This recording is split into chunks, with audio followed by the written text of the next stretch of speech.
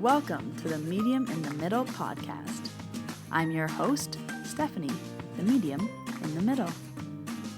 This podcast is going to walk you through my journey into mediumship and how I came to realize that I could communicate with souls that have passed over. My adventure started just over a year ago when unusual situations started happening to me. It wasn't until I really started to pay attention to them that it all started to come together. I wrote down everything that I was experiencing this past year in a little black book, and this podcast is going to be a recap of all of those memories leading up to where I am today in my mediumship journey. I will be releasing new episodes every Tuesday, and I recommend listening to the podcast in order, starting with episode 1, as my story will unfold more week by week. If you would like to stay connected with me, follow me on Instagram at mediuminthemiddle. Before we begin, I want to put a disclaimer that I have changed the names and or relationships of the people mentioned in this podcast to protect everyone's privacy. However, all details of the story remain the same. Without further ado, let's jump right into episode 1. I'm going to start my story not at the very beginning, but at my first big experience that happened to me. I will go back in future episodes and explain all the little nitty-gritty small experiences that happened, but up until this point, nothing made sense. So I'm going to have you, my audience, experience what I was going through the same way I experienced it. So once I started to piece things together, you will also start to piece things together. So I'm just going to set the scene of where I am in my life at this time. I am a Reiki level 2 practitioner. So Reiki is energy healing, and I have taken my level 1 and my level 2 course at this time. During my level 2 course, my Reiki master Lois mentioned to me about a crystal healing course, and I was really interested in learning more about crystals at this time, so I decided to take the course with her. So we are the night before my crystal healing course. I'm in bed with my partner at the time. For this series, we're going to call him Joe. And I'm just about to doze off when I find myself in this dream-like state. So it felt kind of like a daydream. I knew I was still awake, but I was on the verge of sleep.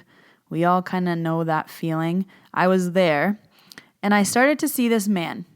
And it was a man wearing a brown hat. It was similar to a fedora. His hair was long enough out the sides of the hat I would see his hair. He had a mustache, and he was wearing a brown checkered shirt. He looked kind of like Joe's late grandfather, who had passed away before Joe was even born. And there was just this image of this man in a brown hat. And at the time, Joe's brother was going to Italy the next day. So I was just kind of thinking about his grandfather and his brother going to Italy, so didn't really think anything of it. Then this image in my head started to move these glass windows, and he was handing them to someone else, but the person he was handing them to, I couldn't see. And he was moving these glass window planes, they were handing them to each other, and it was just this weird kind of dream. So I turned and I said, "Joe, did your grandpa used to always wear a brown hat? Like, was he known for wearing a brown hat?" Joe was kind of like, "What are you talking about?" I was like, "I don't know. I see this man in my dream, and I think it might be your grandpa." He's like, "No, I don't really think he used to wear a brown hat." I was like, "Okay." I lay back down, and the man is still moving these window planes in kind of my mind's eye. And he says to me, "Con Luigi." And Luigi is Joe's grandpa's name. So I was like, "Joe, what does con mean?" I was like, "This man is telling me con Luigi. Does that mean I am Luigi?" And Joe speaks a little bit of Italian, and he said, "No, that means with Luigi." And I was like, "Are you sure your grandpa never used to wear a brown hat? And he's moving glass windows with someone. What's happening here? Like, who is this guy?" And Joe was very confused. He didn't know what was happening either. And he was like, "Do you mean grass? You know my grandpa used to move grass. He had a sod farm, not glass." And I was like, "No, like he's for sure moving glass windows. He's wearing a brown hat. He has a brown checkered shirt. He has a mustache. His hair's coming out the side of his hat. He's moving these windows. Kind of like a funny guy. He keeps doing this ha ha ha, like he's almost laughing at me or mocking me. I was like, is that kind of your grandpa's personality? Would he be like ha ha ha kind of thing? Steph, just go to bed. You have to get up early tomorrow. I was like, okay, well, can you just ask your brother if he has a picture of your grandpa wearing a brown hat?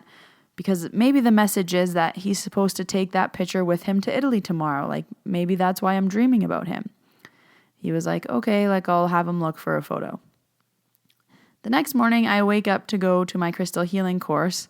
And on my phone, I have a picture that Joe's brother had sent me of their grandpa in the brown hat. And it didn't look like the man in my mind's eye or my dreamlike state.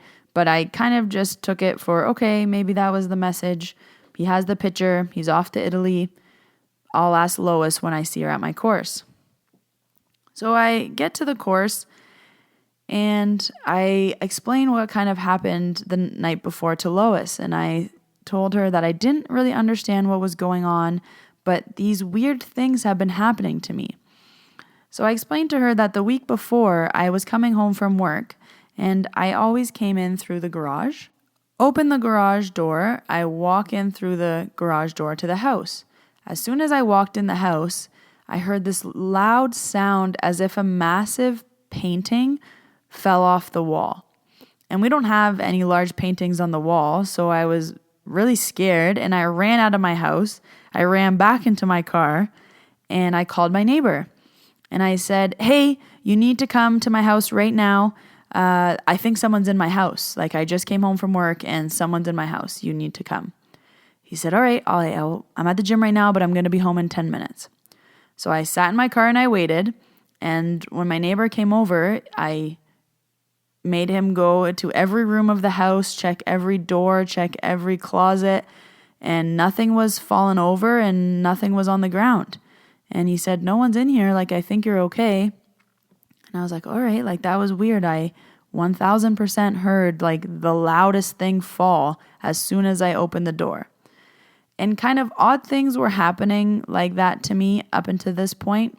There's a few other instances that I will cover in future episodes, but it was just kind of weird things like that that were starting to get my attention.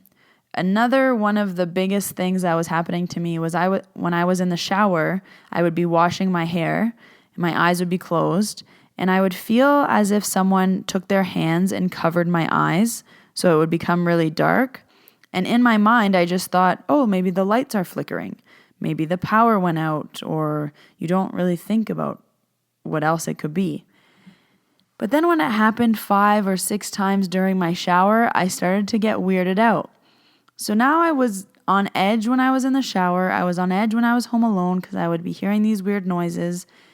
And when I got to the crystal healing course, I kind of explained to Lois all of these other things that have been happening to me, and then what had happened the night before with this vision, if you want to call it. And she was kind of like, well, I have a deck of cards. Let me grab them and maybe they can help us. So she brings back this deck of cards and she lays them all out in front of me and she tells me to touch every single one of the cards while they're face down. So she said, you have to put your energy on all the cards. So I touch all of the cards and she says, now we're going to pull 3 cards, and the 3 cards are going to help us explain who this man was in your vision last night. I said, okay. We pull the first card, and she says, this card means that the person is for your partner. I was like, yeah, we kind of got that far. Pull the next card. She says, this card means that this person is from the past.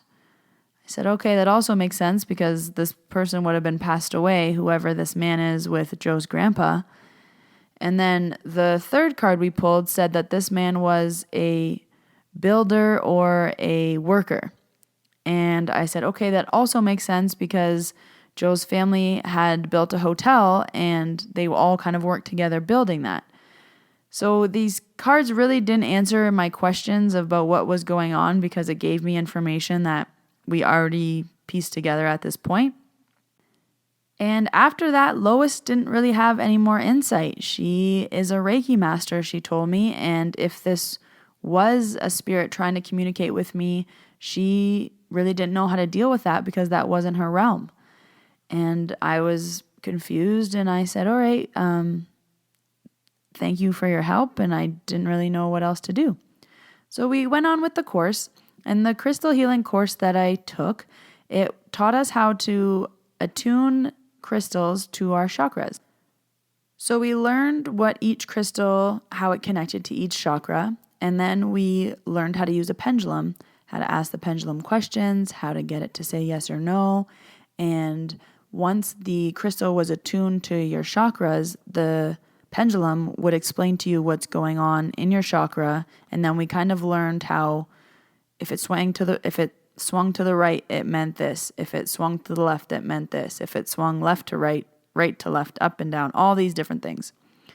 So we're going through the attunement process and also working with our pendulum.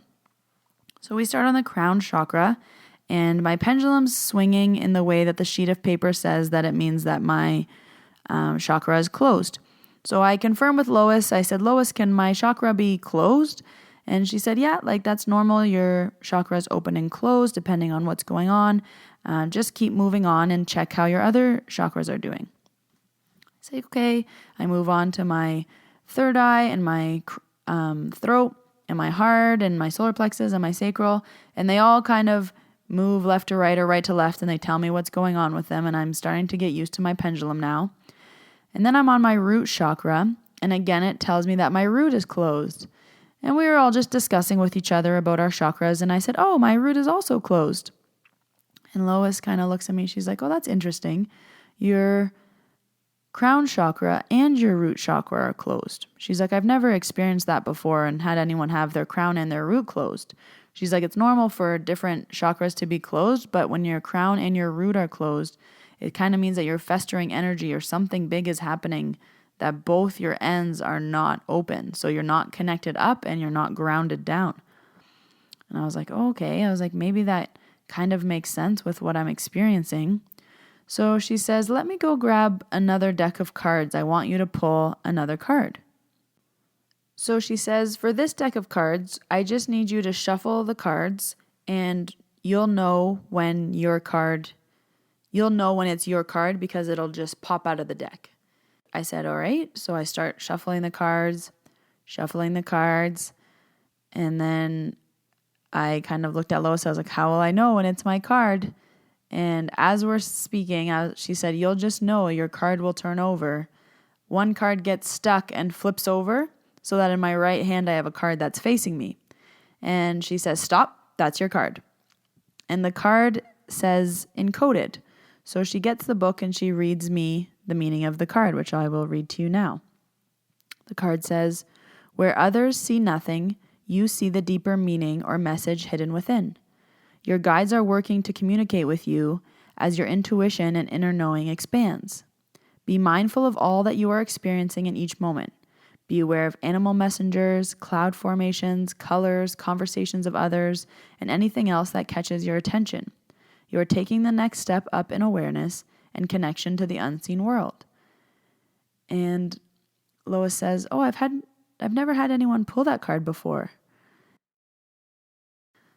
So at this point in my training, two weird things have happened. I got a little bit of clarity about what's going on.